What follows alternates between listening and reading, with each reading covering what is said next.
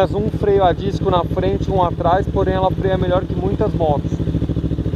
Por exemplo, a Comet tem 2 discos na frente, mas a Ninja freia melhor. Então, às vezes a questão do freio não é do quantos discos tem, não é o principal, entendeu? Porque ela marca em milhas,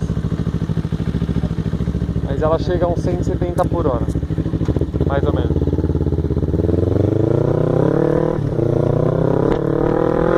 Terceira.